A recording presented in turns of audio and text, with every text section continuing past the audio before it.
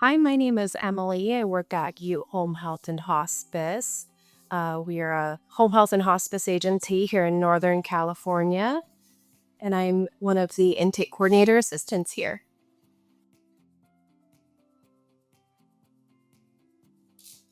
My experience working with the AutomationEdge team has truly been nothing short of fantastic.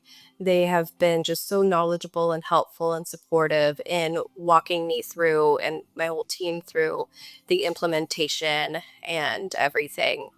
From the process mapping, working on all of those mapping sheets in the beginning of the process, and we're still working on those as we're implementing different phases and different milestones. The ongoing IT support has been great. They are incredibly responsive, and I'm excited to keep moving forward with different milestones.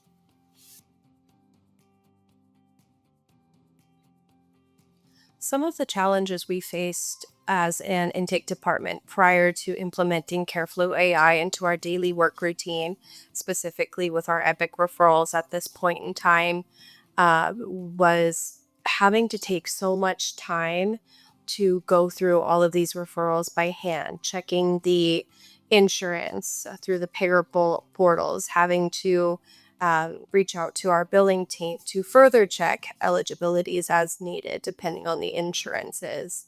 Having to scan the H&Ps, the case management notes, and everything ourselves for those exception keywords that we now have the CareFlo AI scanning for, uh, and making sure that we are able to adequately staff our patients with the acuity and their environmental situations, making sure that the service location is good and not having to go look at that map every single time. It's been incredibly beneficial and has saved a lot of time being able to rely on CareFlo AI to do those things.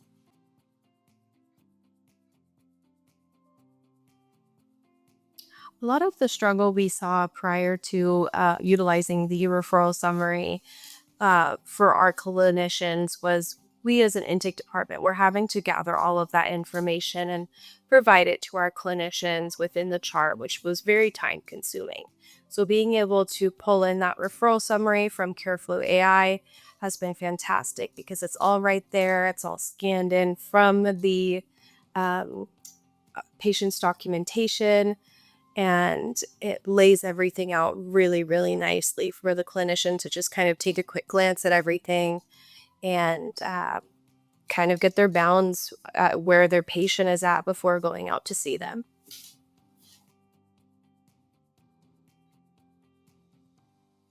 The automated summary has been beneficial for many different reasons. I think one of the biggest things has been being able to see those diagnoses and get that primary diagnosis right there laid out for you.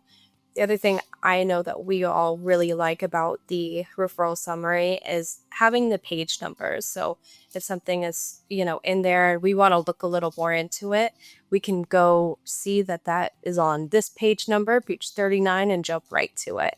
I know that's something that's been really helpful for everybody here.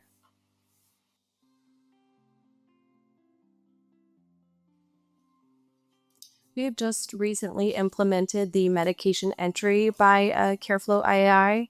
So far, it's been pretty good. Again, it's relatively new to us for the medication entry, but I do have very high hopes for it, as everything else has turned out really great. As far as coding, it's been really helpful, especially for our coders. We can go and reference that referral summary to see if there, if that is a valid PDGM per Medicare guidelines, and if we needed to change it, you have the other diagnoses listed right there.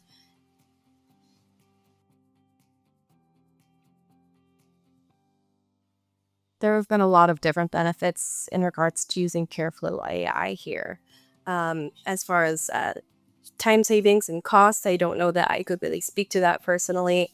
However, I can speak that it has helped with improved accuracy in our EMR charts.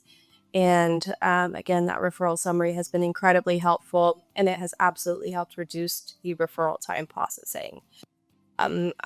We've gotten it down to, if it's a really clean referral, just about 5 to 10 minutes at this point for accepting. So I think it's cut down on a lot of time, freeing up our people to be able to do things other than processing those referrals, and spending so much time on just one referral. We can move at a more rapid pace at this point.